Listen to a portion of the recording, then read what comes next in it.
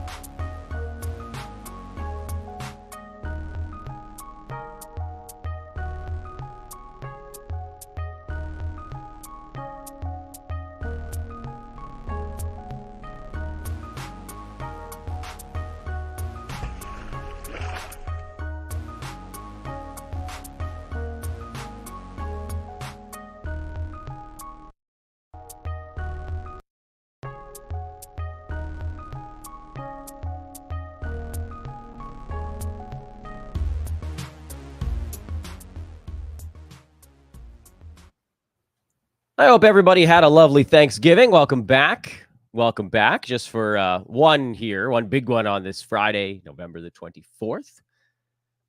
We likely will not have a show over the weekend, if I'm guessing. I know I always have this harebrained plan to get something out there, but I don't know that it's going to happen. Just a lot of family stuff this weekend, and I'm guessing for a lot of you, that's kind of a similar feel. We've realizing that my board is kind of too far back today, so I'll try to bring it forward a little. No, is that doing any good? It's not doing any good at all. Well, maybe I can pivot things a tad. I know, great start to the show. Welcome to it, everybody. It's Fantasy NBA Today. I am Dan Vespris. Thank you all for tuning in and spending your Friday morning with us here on the Sports Ethos Fantasy NBA Today feed.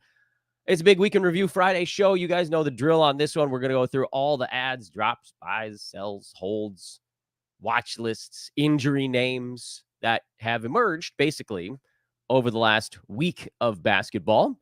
I've ported them all into a very handy dandy little Microsoft Word window. I know it's extraordinarily low tech, but you know what?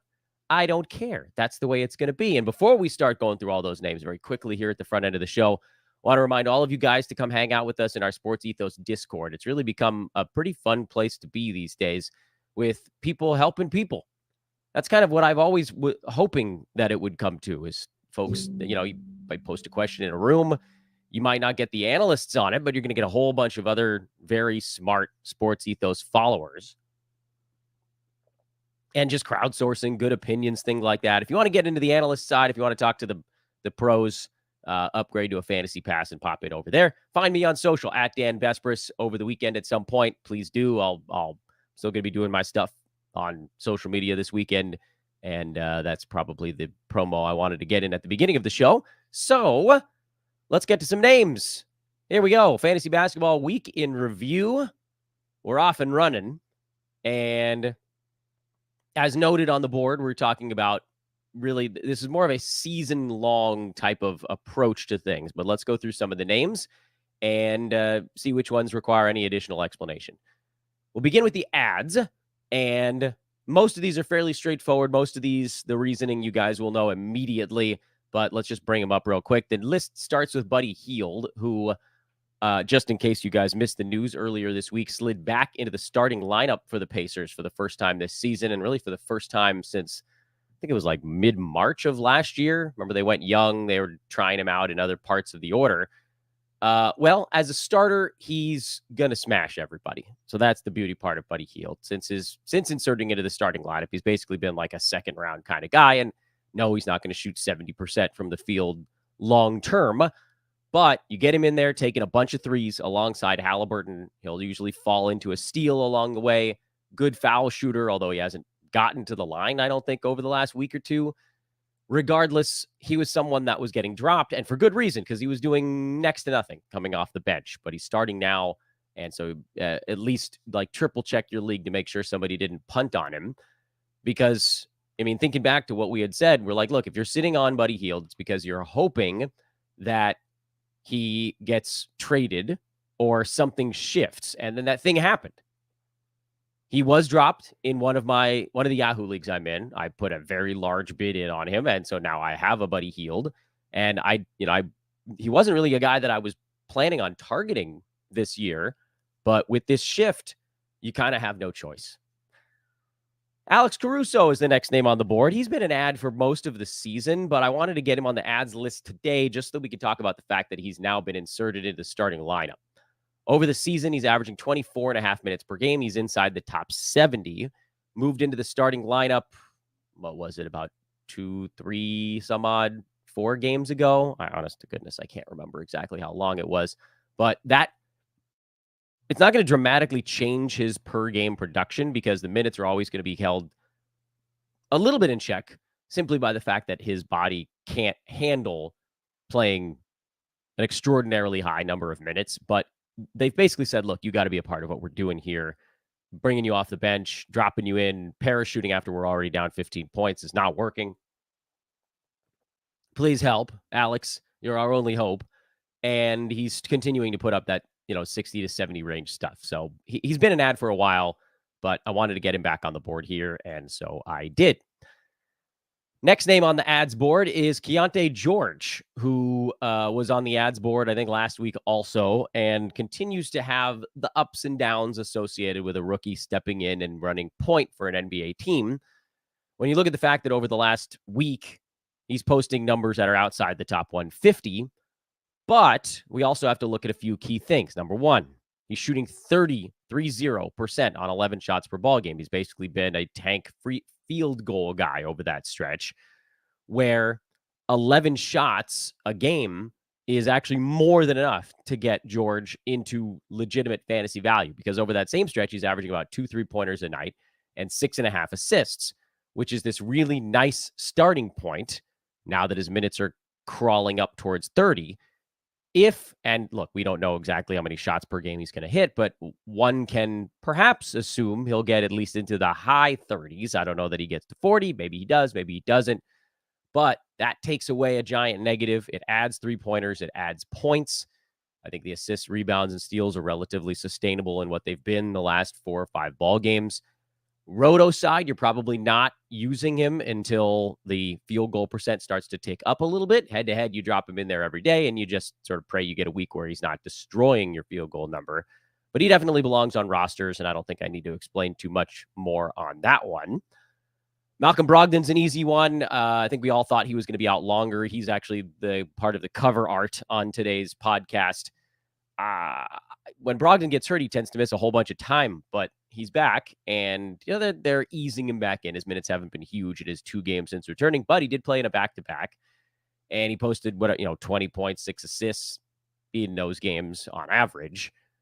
This is another one where he's probably not on your waiver wire, but you have no idea if somebody was just like, crap, I can't sit on anybody else right now. I have to make a move. I got to unload someone who's hurt. And if that guy was Malcolm Brogdon, if folks were like, oh, when Scoot comes back, it doesn't matter what's going to happen to Malcolm, then maybe he got dumped to the wire in one of your leagues. And so you should at least do sort of a quick pass on the waiver wire and see if he's available in any of the leagues you are in. Derek Lively II is a repeat offender on this ads board. I wanted to get him back on the ads list because I know he hurt himself in that game against the Lakers, but he's young, he's sprightly. I would assume that he'll be back in the not too distant future. It's a back contusion. That's what Bradley Beal was listed as, and then we see what's happened to him. But Beal's an older dude. Lively's young. We've seen him trending up basically every 2 weeks, and you kind of got to get him in your lineups when he gets healthy. So hold on to Derek Lively. I could have probably put him in the holds board, but I wanted to make sure he didn't get lost in that shuffle. So I put him on the ads board, and y'all are just going to have to deal with it. Those are the 5 ads this week, which, there wasn't anything on Thursday. I think the ads and drops are probably going to be slightly less as we hit this sort of not midpoint, but like rolling into the dog days of the NBA season. And you're going to see more and more players that arrive on the injury streaming board instead, because that's where a lot of the value is right now.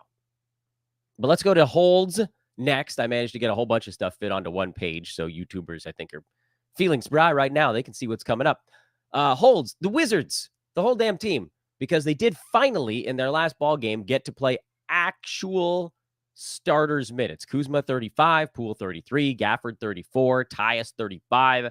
Only Denny Avdia was under 30 minutes in that game. And not surprisingly, basically all of them put up some sort of fantasy numbers. Losing to Charlotte and the terrible Charlotte defense certainly helped the situation.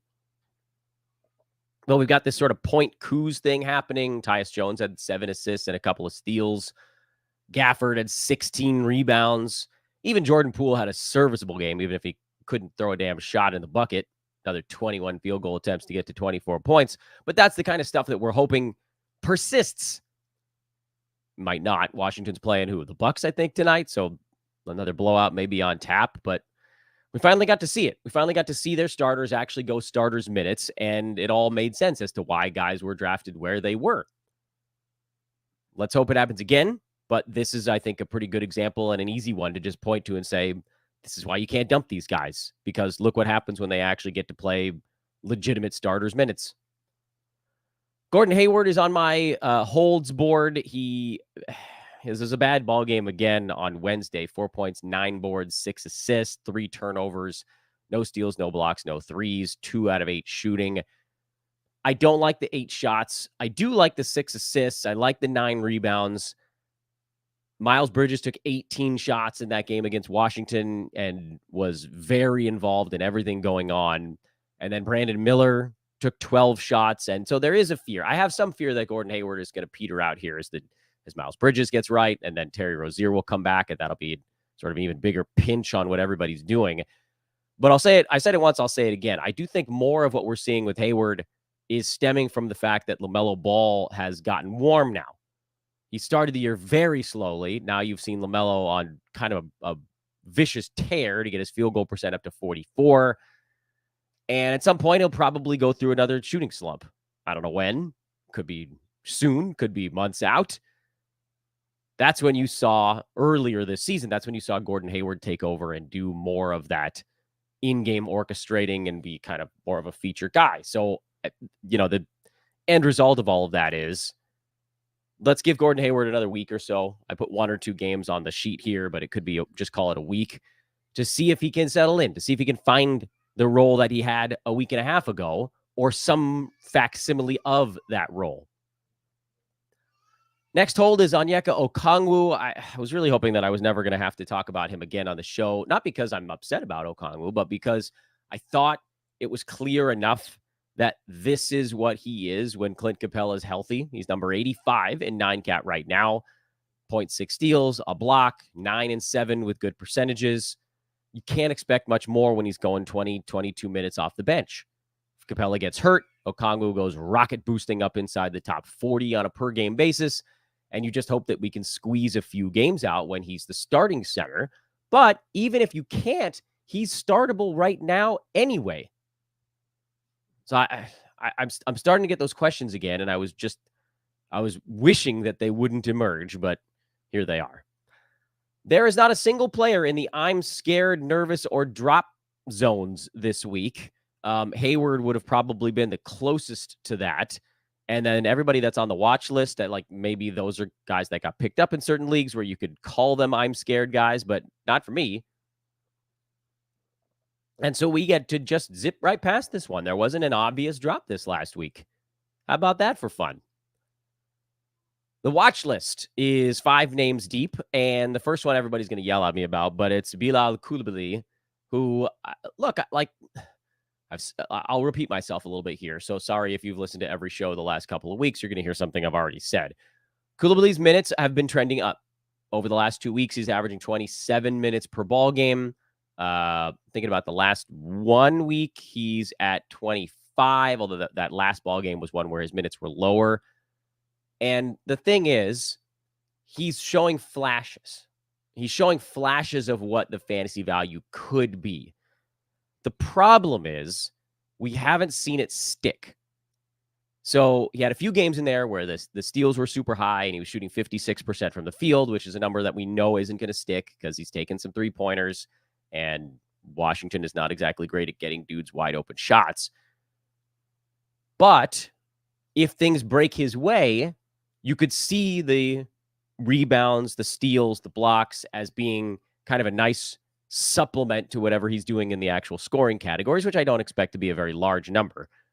The reason Bilal is on the watch list for me is that I don't think that with the Wizards healthy and not, I know that they're sort of monitoring or capping out minutes for the starters regularly on that club, but it's not every day. And no one's out. If Avdia was out or if Tyus Jones was out or whatever, then do you see Coulibaly slide into the starting lineup and lock in 30 minutes per ball game? Possibly. But can he shoot 55%? Probably not. Can the defensive stats be around 2 per ball game? Maybe. Do we expect him to score more than 11, 12 points per game? Probably not. Because there's too many guys on that team that are in the pecking order in front of him in terms of the actual offensive production stuff. I added Bilal in a keeper league because I think at some point you're going to see the Wizards dump the veterans, whether it's trading them or just shutting them down. And that's when he can step in and you'll start to see, because I don't know that he'd necessarily be like a running the show kind of dude, but just getting enough opportunity. 7 shots becomes 9 or 10, something to that effect. These things that seem small in the moment, but are actually a really big deal, because then you're not just praying for a good sample size. Like, let's hope the percentages are good for the next week. If that's how he's inside the top 100. At that point, you can just get it by him doing stuff on the court. Circuitous explanation, I know, but the point I'm arriving at here with Bilal is that I don't think that he's a roto playable guy every single day. I think that he's a little more stashy, but he's been just good enough on the head-to-head side where you can call him an active stash. And, for roto, you can just sit on him.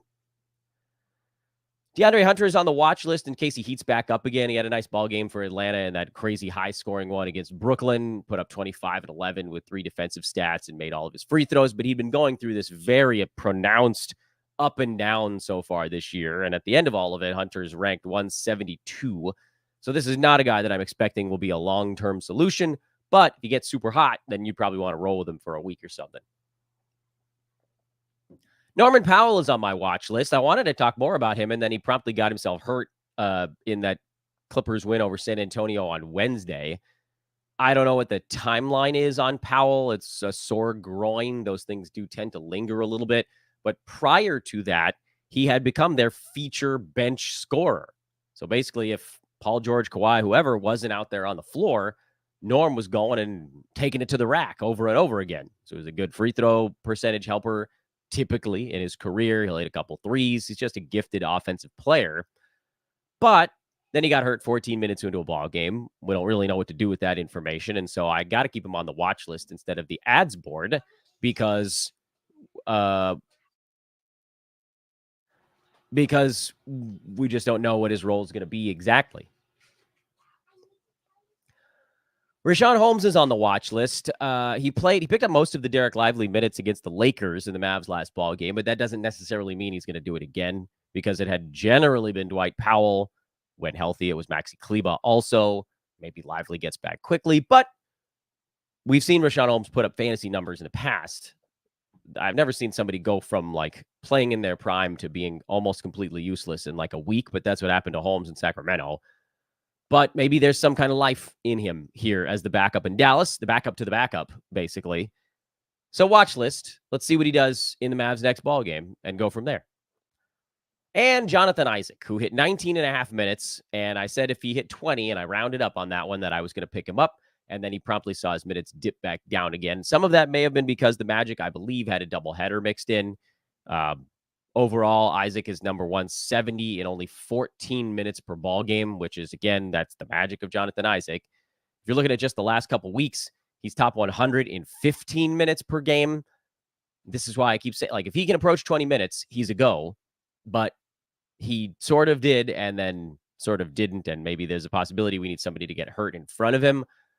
Like, do they even think that his body can handle more than 20 minutes per ball game? It sure seems like the answer is no. But we should keep an eye on him because he has one of the best fantasy profiles in the entire NBA if he ever got enough minutes to do anything with it. Mid-20s in minutes is basically like a top 50 guy for him. And full starters minutes, you guys might recall, was that 2 years ago? He was a second rounder in starters minutes.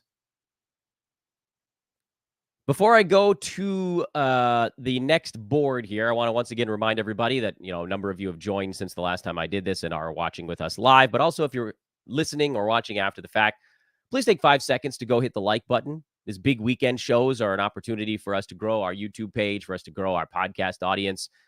And for better or worse, we need your help on that. So please go hit some sort of button. Subscribe. That's also quite useful. The subscription button. I'd like to see that number tick up even while I'm going here.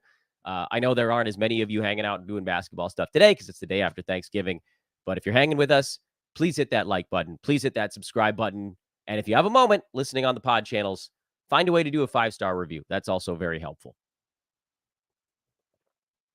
Oh, and again, on social, I'm at Dan Vespers. I'm sure I'll see you guys over there. The next board is the injury replacements board, and this is a big one right now, but not all of these guys are a start. These are the guys that have seen, please pay attention to this.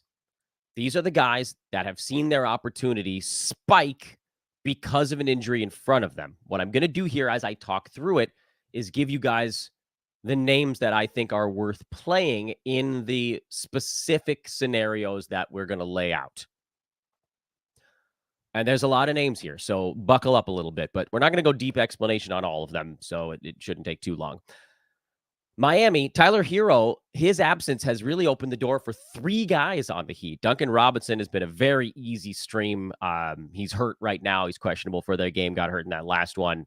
So potentially you wouldn't be able to use him this evening. And I forgot to put Thomas Bryant on this board, who I should probably go back and fix. You guys can actually see me do it here. We'll do it live. All right. Thomas Bryant right in with the Heat. And then Hero / Bam. I believe Bam is questionable for this one. There we go. Fixed it right there, live on air. Thomas Bryant is a potential stream. If Bam misses time, we know Bryant can put up okay fantasy numbers if he gets 24, 25 minutes or more. And that seems like basically what he was looking at, because defensively he's a sieve. And there's just sort of only so long you can leave him out there. But offensively, he's very gifted. Very good mid-range shooter. Finishes around the bucket extraordinarily well. He just can't guard anybody. But we don't really care about that for fantasy purposes. Kyle Lowry and Jaime Jaquez were the ones we talked about on Wednesday's show as guys that technically had been startable with Tyler Hero down. And I just kept wimping out on actually putting them into my lineup. But then Kyle Lowry exploded in that last ball game, and so that kind of makes that decision a heck of a lot easier, although it's worth noting that that was the big one, and probably the next ones to follow won't be quite so large. Since Tyler Hero went down, Lowry is like around a top 90 guy. Kez is number 103 in those week and a half, 2 weeks that we've been staring down so far. So again, technically they're both startable in all formats. It's just been hard for me to pull the trigger on it. Lowry getting 3s, some assists, some steals. He hasn't completely ruined your percentages, which again, you're playing with fire a little bit there. Kez has been more points, rebounds, and percentages. I like they could fall off a little bit. That's what I keep worrying about. Okay, Kyle Lowry's not a 46% guy from the field these days. But that's basically what he's been shooting since Hero went down. How long before the bottom falls out? It hasn't yet, so I guess you can kind of keep going with it. I continue to be too nervous. Goga Bitadze has finally kind of locked in that starter's job. I know that he got the start right when Wendell Carter Jr. went down at junior, and he had a really good game against the Lakers. And then the next couple, he and Mo Wagner were basically splitting the center minutes. But over the last few ball games, it's mostly been Bitadze doing the damage. Thinking about just like the last week on this. Where's Goga the last week? Number 80 in about 27 minutes per game. And, well, that's 3 blocks a night. I don't know that number is really long-term sustainable. But we don't need long-term. We just need a week or two. So Goga makes sense as the fill-in there now. And Wagner, you can pretty much write off. Bobby Portis, we've talked about this one for Jay Crowder. We don't need to go into a whole lot of news on that one. Craig Portis Jr. in Cleveland has actually filled in kind of well for Donovan Mitchell. He's one that I don't think I'm starting immediately, but just be aware that, for head-to-head purposes, that's a guy you could drop into a lineup pretty easily. For Roto, I probably wouldn't. Again, there's this distinction, and then people have been like, Dan, why are you making this distinction? Well, here's how it makes sense. Roto, you want every game cap you use, every game against your cap, to be someone that you feel is going to be top 100 or better in a 12-team league. You don't want to blow a games cap game on somebody who might not be as good. Head-to-head, you find a guy like, say, again, Craig Portis Jr. here, where we don't know if he's going to post a good game in the next one, but over the span of, say, 7 days, if the Cavs had 4 games over 7 days and you figured he was going to be filling in for Donovan Mitchell for all 4 of them, that's a good enough week because it doesn't count against the games cap. You just want to roll stats together. Obi Toppin put a couple of good games together for Indiana. Aaron Nesmith is the reason why. If Nesmith plays, I don't think that I would throw Toppin in there. If he doesn't, and just get Obi in with a bunch of extra shot attempts, many of them alongside Tyrese Halliburton, but wait, we'll get to that because he's on the injury board also. Toppin's a playable guy in starters minutes, but he really does need like a full 30 minutes per game to get there. So that's why you really need somebody out for this one to make sense. However, both Tyrese Halliburton and Andrew Nembhard are questionable for the Pacers game this evening. If they sit, TJ McConnell is going to go crazy. He's done nothing so far this year, McConnell, but he's the third-string point guard on that team, and we saw him pick up some slack. I think Halliburton missed 1 game earlier, and Pacers were not surprisingly kind of bad in it. Nembhard played about half the game. McConnell played about half the game. TJ only needs about 24 minutes to be a fantasy guy, but if both point guards are out in front of him in the pecking order, and you start to see a 30-minute McConnell, that's a top 50 kind of game. So be ready to potentially drop him in, even though we might not get the news on this one until, well, when the heck do the Pacers play tonight? When's their ball game? Indy's at home, so that one is a 4 o'clock Pacific time start. By the way, there's a game coming up in like an hour and a half today, so make sure your Boston-Orlando guys are already in your lineup. I know, we're going to be doing our weekend preview, and that one game's going to have already happened. What do we got next on the docket here? Reggie Jackson, he's not one that I'm starting in Roto. Again, one that makes more sense if you can sort of compile stats on the head-to-head side. Spencer Dinwiddie tips just a tiny bit farther into the maybe Roto. His game is quite similar to Reggie Jackson. Low field goal percent. Free throw is often a neutral for Dinwiddie. Points, threes, assists, kind of the only stuff he does on the court. But the last game, he's done enough of it. So head-to-head, Dinwiddie, obviously, he's a go. Like, that's not even a question. If you get a decent schedule and he can give you 3 games in 4 or 5 nights, that's playable. Roto, it's again where I just don't think I have the stones to play him. His last ball game was very much a games cap worthy game, but he had like 3 or 4 before that that weren't. So try to interpret this the best you can for your team and your league. Santi Aldama in Memphis had a quiet game last time out, but Xavier Tillman has still been out. Marcus Smart is out for a while. Desmond Bane might actually miss time also. That leaves nobody. Jaren Jackson Jr. and Santi Aldama are just going to have to take every shot for a game or 2, and that's good for fantasy. So that's why he's on the injury replacement board. Paul Reed was awesome with Joel Embiid out on Wednesday. I'm expecting Embiid to play, but on the chance he doesn't, you freaking better have Paul Reed ready to go. His fantasy numbers are huge when he gets playing time. I don't care that Marcus Morris started. Means nothing to me. Harrison Barnes. I don't know that I'd play him in Roto, but Keegan Murray being out allowed Barnes to get a few more shots up, and that allowed him to put up a decent fantasy line. Simple as that. He's extremely boring. When that team is healthy, he doesn't get anywhere near enough touches. But as bodies drop, and I still think the Kings are going to have some kind of injury situation this year because they had none last season. And it's very weird for a team to be super duper healthy 2 years in a row. Fox, Murray, Sabonis, Barnes, all those guys basically played every damn game last year. It's just not going to happen again this season. Kings would be quite good if they all were healthy, but I think we're going to see something tip the other way. We already saw Fox miss, 3 or 4 games. Now Keegan's probably going to miss a few. And if they get hurt at the same time, the West is just such a gauntlet. Like, you need your bodies. You need your horses in there. Dyson Daniels has been a really nice stream with CJ McCollum out, but there's a big question mark there with Jose Alvarado starting to ramp back up again. So he's kind of a maybe on this injury replacement board. Kobe White is also a bit of a maybe. Zach LaVine is a game time decision for tonight. Last I saw, he's listed as questionable, but I think he's going to try to give it a go. We'll wait and see on that one. Again, you got to just watch the news on these. And then Kelly Olynyk. He's a fun one.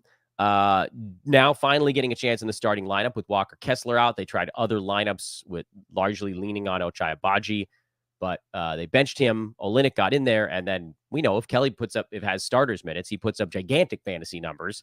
So he's actually one of my favorite streams on this board if he starts for the Jazz. And the last page on our week in review, the buy lows and the sell highs. Now that we have a buy and a sell show on this thing, I don't want to repeat myself too much, but I will a little bit.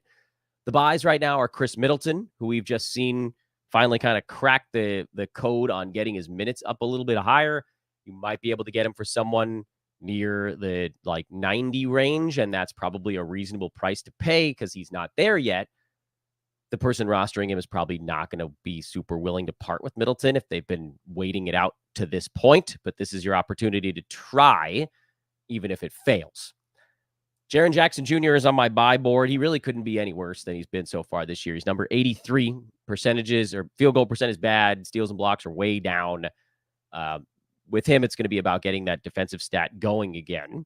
And I do think I have every reason to believe that at some point they will. He's being asked to do way too much on the offensive side, and so it's kind of killing his chance to do anything defensively. But with every passing game, he becomes a more affordable buy low. And OG Anunoby, who was also on our board a couple days ago as a buy low. There's every reason to believe that his steals numbers are going to go up, that his free throw percent is going to go up. He just makes no sense where he is right now. And I would also believe, I would assume his rebounds and maybe even assists could trend up a little bit as well. Anunoby's also a buy low. And then the only sell high is Kyle Kuzma, who's putting up these giant assist numbers lately that I just simply can't believe are going to stick, especially now the 48% shooting feels like the one that's absolutely headed down. Question is, what can you get for him? Probably a lot because he's scoring a bunch and he had these big assist games. There's a lot of buzz around him right now. He's ranked 60th at 9-cat. If you can get somebody near 60 for Kuzma, I would 100% do it. So do it. All right, that's your weekend review. We're going to take a look at all 30 teams' next ball games coming up over the weekend. But before we do, I want to get to a couple pieces of news that popped up over the NBA. One of them, and one of our viewers here, I'll throw it on the board. He says, any update on Josh Giddey? And the answer is no. And I don't know if all of you guys heard the news, but Josh Giddey appeared in some Instagram photos posted by a high school sophomore where she has basically claimed that they had inappropriate relations. We don't really know the legitimacy of any of this yet. I'm assuming the Thunder and the NBA will probably have some kind of investigation. Until we hear something, we probably just need to assume that he's going to keep playing. But news may pop up in the next hour, 2 hours, whatever it is. I'm not a big Josh Giddey fantasy guy anyway, because he's not a particularly strong 9-cat player. And that's mostly what I talk about on this show is 9-cat stuff. I think Giddey is like outside the top 200 on the year. So to that end, he wasn't really startable anyway.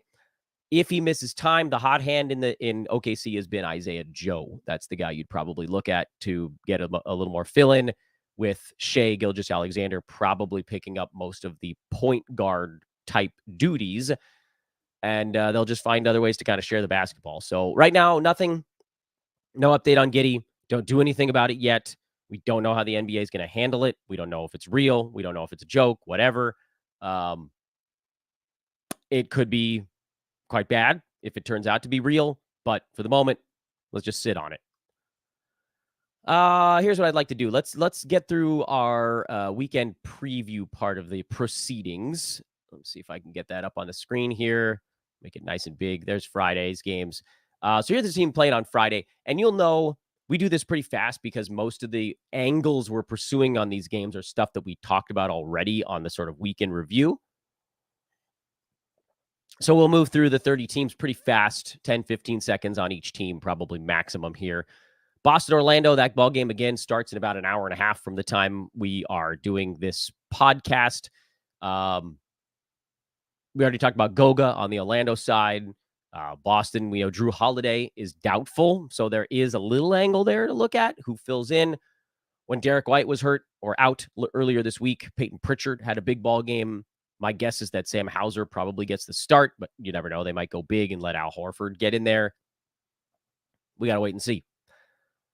Phoenix, Memphis, not much with the Suns until we hear about Bradley Beal getting closer. So right now you can just sort of coast along. Kevin Durant, by the way, questionable with a sore foot in this game. The Suns may be looking for an opportunity to give their main guys some rest, and Memphis has been so terrible that this feels like an opportunity to maybe do so. Grizzlies, we already talked about Aldama. JJJ is a buy low. But if Desmond Bane misses time, it's possible that someone else will have no choice but to put up some numbers. Would that be Jacob Gilyard? I don't know. I think we need to see and put one in the Rolodex before we start adding and subtracting stuff. We talked about all the streamers on the Heat. There's possibly 4 of them, depending on who's in and who's out. The Knicks, I'm tipping towards drop Josh Hart, and maybe he should have been on the board earlier as someone that I am putting more into the I'm worried or drop zone. Perhaps that's the name that got left off here. Either way, it doesn't look like he's getting 30 minutes when the Knicks are healthy, and that's what we need out of him to hit fantasy value. And so we'll make it very simple. If he's playing 30, it's a no. And if he's not, or if he is, then it's a yes. You guys in the chat room just said that Drew is out and not doubtful, which is fine. I mean, I was assuming that he was probably not going to play. If someone's listed as doubtful in the morning, you can generally assume they're not going.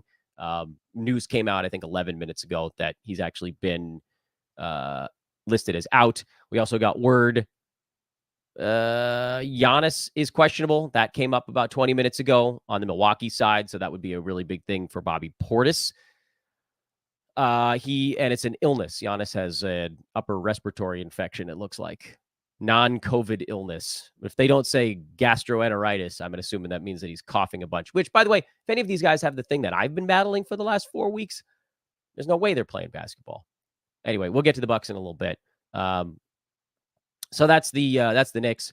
Bulls, Zach LaVine is questionable. I'm looking for more information on Kobe White pretty much every time that LaVine doesn't play. But we've said it a couple times earlier this week. If there's a chance you could squat on White now, you might want to do it because we know LaVine is on the trade block. What I don't know is when he gets moved. Might be now, might be a week, might be 2 months. That would be the trade deadline, basically. That'd be 2.5 months, I guess. We don't know. At some point, though, it seems like the Bulls are going to have no choice but to blow it up. And when they do, Kobe White stands to benefit probably more than anybody. But Patrick Williams could also be a guy there. Andre Drummond could be a guy there. There's a lot of stuff in Chicago. The reason I brought up Kobe White first is that he's one we already know steps into more usage, and he needs a lot of usage because his fantasy game is not perfect. Toronto, nothing really. Pistons, it sounds like we're going to get Jalen Duren back. That's fun. So bye-bye Marvin Bagley and Isaiah Stewart thoughts of any kind. Jaden Ivey has played big minutes his last 2 or 3 ball games. His fantasy game is a bit iffy for 9-cat, but it'd be nice to see if there's been some growth there. Indiana, we just talked about all the guys that are questionable. Neesmith, Nembhard, Halliburton, chance to get some streams going. But again, you're just going to have to watch the news, watch the wire on that one, see what comes out on who's in and who's out. Sacramento.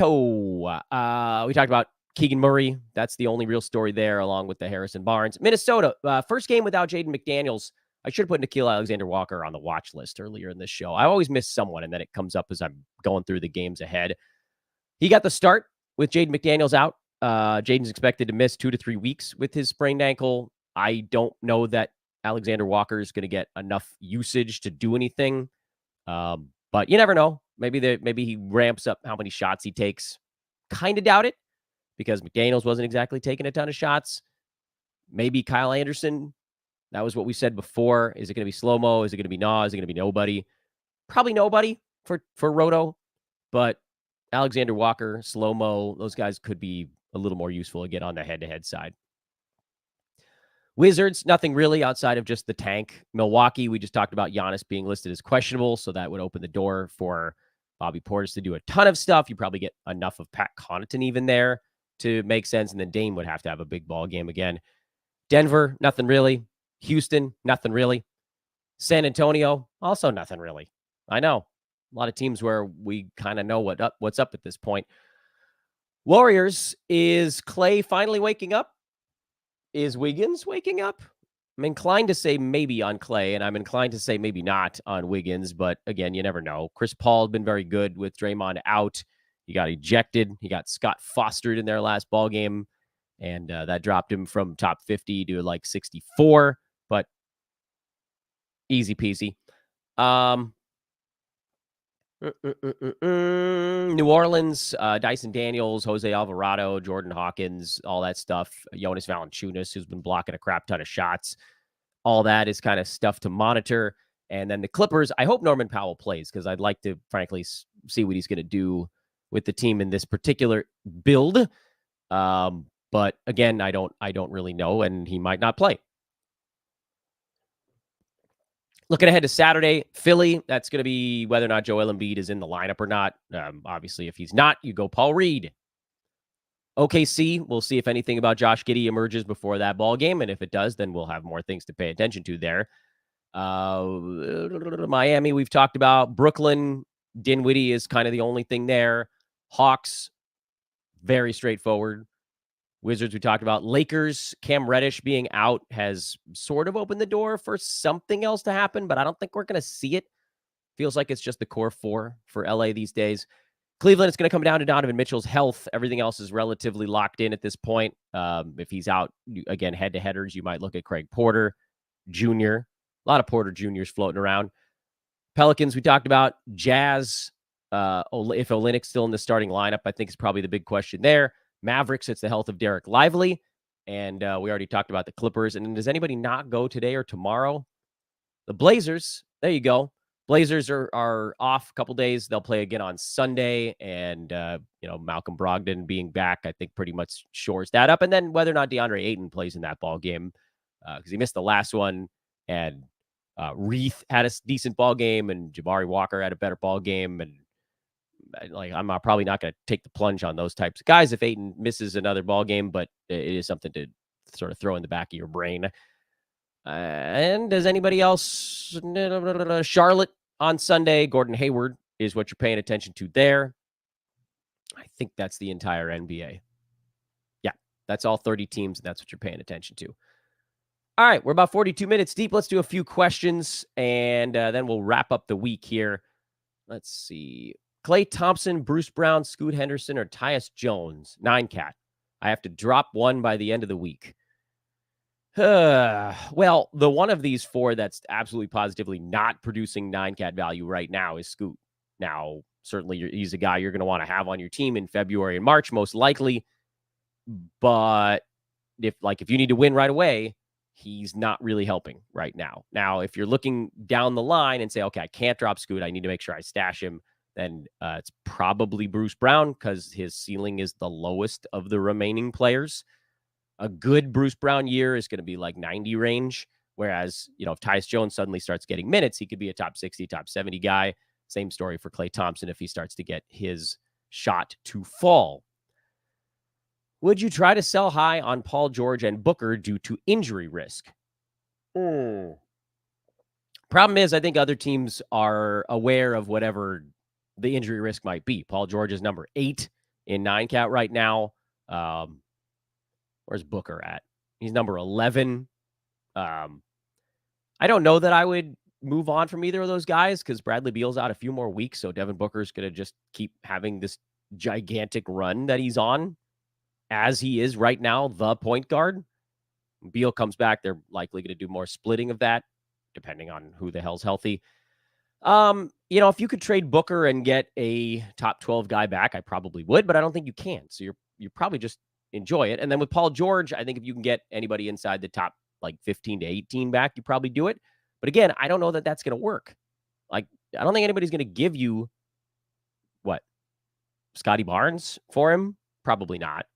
You're not getting Steph. You're not getting these guys that were drafted at the very top end. So, I mean, the short answer is yes. If you could sell them, you probably should, but I don't know that you're going to be able to get much. Who would you target if you were selling Kyle Kuzma? There are some names around him that I think are really interesting. Michael Porter Jr. is really close by. DeMar DeRozan isn't that far off. Vooch isn't that far off. Zach LaVine isn't that far off. And LaVine, people are probably worried about right now. I don't know if I'd go any lower. I feel like with the way he's scoring and assisting right now, you could sort of aim big. Could you get Freddie VanVleet? I doubt it. Jalen Brunson, worth a try. I don't know if that helped at all. Rank Caruso, Quickly, and Eason. It's that order. Should I drop Jonathan Isaac for Goga Batadze? Yeah, I think I would. Do I trade Kyrie Irving for Mikal Bridges for the playoff schedule advantage or no? It's a points league. Boy,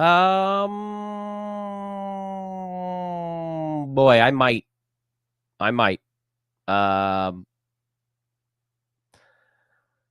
Depends on whether or not you think your team is still strong enough to get there with the per game drop off you take, getting rid of Irving for Bridges. I feel like you could probably get somebody better than Bridges for Kyrie.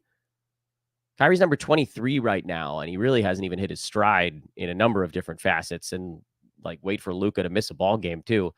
So my answer to this is maybe, but I feel like you could aim even higher.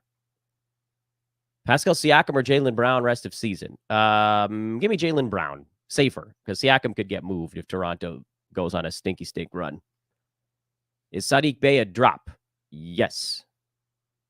I have Scoot on IL. I know you're not a fan, but I feel like he has some trade value. Would you drop Avdia, Suggs, Keontae George, or Tyus Jones, or just let Scoot off the hook? The rest of those guys are going to be much better than him for, I would guess, again, the next 2 to 2.5, 3 months. It's just a long time. I get it. I get it, guys. Scoot's going to be good later this year. Probably. I get it. I have so much trouble sitting on a guy for that long. Too many things can go wrong. Other guys in your team can get hurt. You can have weeks where you just have a game's disadvantage. And so if you have a guy in your team that's kind of a black hole for fantasy stats, and Scoot, there's probably going to be, it's not like he goes from being completely unplayable to very good overnight. There's going to be a curve to this where he slowly gets better, presumably. But it feels to me like it's many weeks before he passes any of those other guys. If any of them is a drop, it's probably Keontae George, but I think I'd rather just not have to deal with waiting on Scoot forever. Someone dropped John Morant in a public league. How much fab would you use to pick him up? 25%? More? More.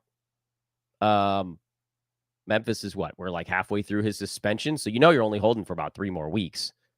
And then he's going to play, and I know 9-Cat, his numbers are weird because his free throw shooting is bad and his turnovers are super duper high.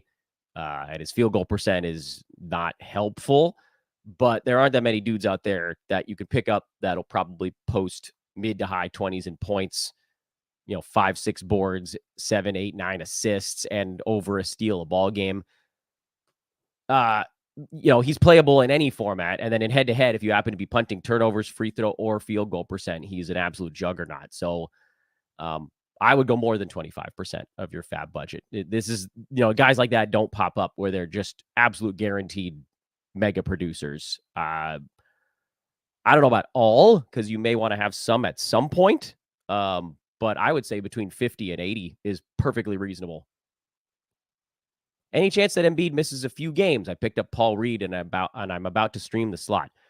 I don't know, Troy. Sorry. I haven't heard anything on Embiid since he missed that last ball game. Anything's possible with Joel. I'm assuming he's back because they had a few days off here between basketball games. Obviously, you're going to want Paul Reed if Embiid is ruled out, but also you can still stream and get more here because Paul Reed only has one more game.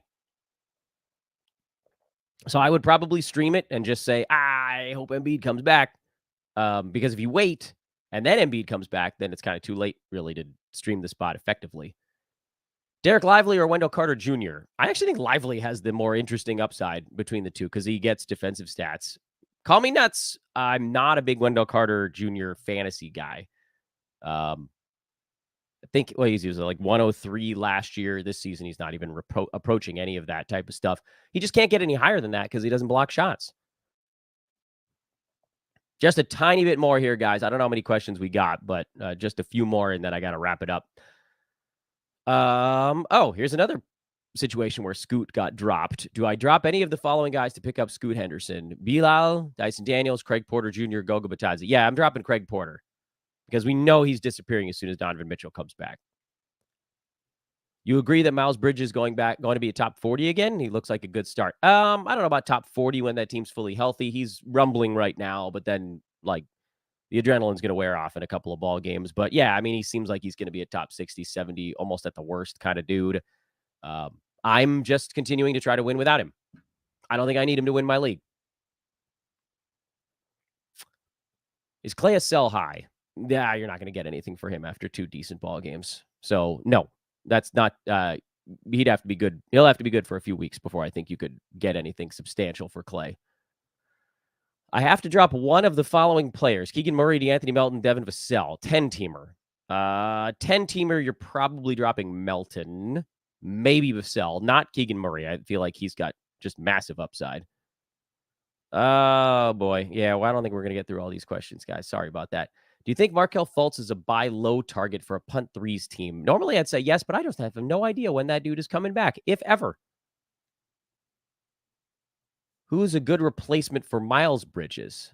I ended up picking him up, but would rather not root for a guy like that. Yeah, I understand.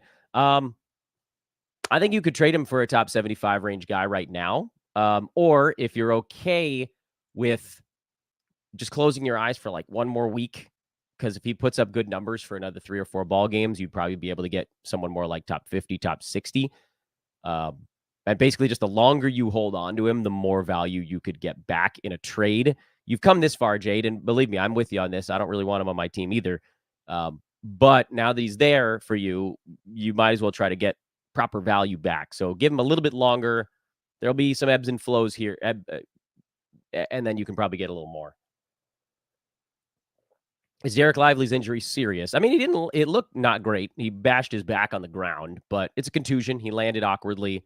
Nothing's ripped or torn, and he's a young dude. So week, maybe less, maybe more. I don't think it's months. I'm looking to sell on Chris Paul with, yeah, it makes sense. He's doing a lot more with Draymond out. Should I try to get Drew Holiday, Chris Middleton, or OG Anunoby? I would go for OG of those 3 guys if I had my druthers. Do I drop Tyus Jones or Brandon Miller for Jaime Jaquez? You could probably stream the Brandon Miller slot, or you just hold still.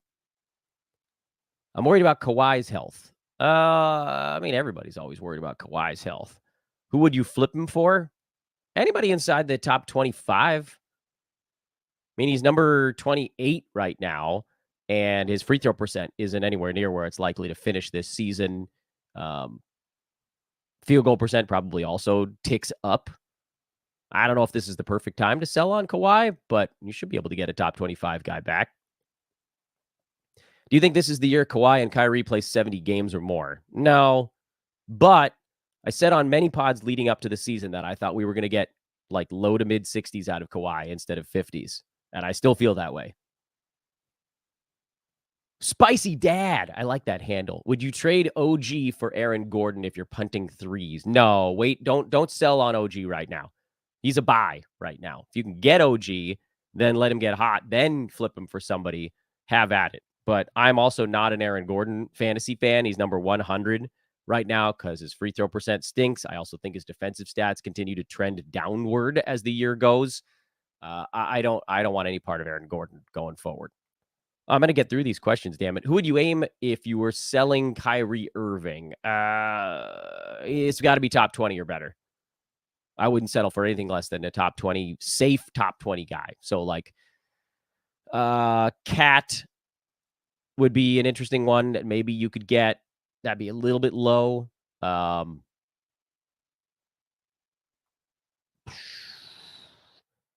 Markkanen, maybe you could get. Donovan Mitchell, while he's hurt, maybe you could get. But the only reason you're selling on Kawhi is if you just think it's the end is nigh for him. That like game missed are going to start popping up. But the Mavs are looking pretty good. And I feel like he's just generally enjoying himself. Should I stream Duncan Robinson's spot? I think I'd try to hold. He was rolling top 50 here with Hero out. Asar Thompson or OG rest of season. I think I'm going to say Anunoby. But it's close. It's close. Someone dropped Tyus Jones. I picked him up to stream. Should I hold for more than a week and see how he does? Yeah, I do. I actually believe that. If the Wizards actually let Tyus Jones play, he could be a very good fantasy asset. He's number 129 with like limited opportunities so far. But you saw when he gets starters minutes, if he's at 30 minutes or more, he's well inside the top 100, and he's a rest of season guy in those spots. It's just that right now he's playing 27 minutes a game, and Jordan Poole's taking 25 shots and missing almost all of them. So in my heart of hearts, I still believe that at some point the Wizards are going to be like, Tyus, I need you to run this thing a little bit more. And he gets a little bit better. He's very close to being a playable guy, even in these bad scenarios. So yes, hold on to him. I think it's good. Is Gordon Hayward a drop? I talked about this at the very beginning of the show. Scroll all the way back. He's on the holds board for one more week. Is Jalen Johnson better than OG Anunoby in fantasy? Well, he has been so far this year, although I do still think Jalen Johnson comes back to earth a little bit and Anunoby works up. It's possible they both end up in like the 60s. So maybe this carrot should be an equal sign. You guys are sneaking in questions here at the end. I said I was going to be done. Is Ingram a sell high? Is he a sell high? I think he's ranked 88th. I don't know that that's high. Oh, points league. No, this is what he is in a points league. Could Cam Johnson get inside the top 90 in a points league? I don't see why not. Suggs or Tyus Jones rest of the year? Probably Suggs, because the Wizards are screwball and Orlando's winning, and Suggs is a big part of that. So give me Suggs, and that's it. I know a bunch of you actually just joined in to watch at like almost the 1 hour mark, but hopefully you guys are way back behind and then you can play catch up later on. Hey, please, another awesome week in the books. What do we do? 1, 2, 3, 4, 5, 6, 7. Did 7 shows this week because we didn't have one yesterday. Again, trying to do as many as 8 shows a week these days. Really appreciate you guys tuning in for as many of those as you can. But that one little thing I need you guys to do, please like, rate, and subscribe. Subscribe, the big one, on your way out of here before you close the window. It means an absolute boatload to the growth of our website, to growth of Sports Ethos, to the growth of Fantasy NBA Today, and the Sports Ethos YouTube page. Again, mandatory. Come find me on Twitter at Dan Besbris. We're going to do a lot of chatter over there in between shows. You have to be. I know Twitter's a hellscape, but like it's the way to get basketball news, and it's the way for me to help interpret it for you guys when I'm in between doing shows like this. So see you guys over on Twitter at Dan Besbris. Check out our buddies over at manscaped.com. Promo code is ethos20 to get 20% off and free shipping on your order on today, Black Friday. Perfect time to go over there, do some shopping, get your holiday gifts knocked out with a lawnmower or a handyman.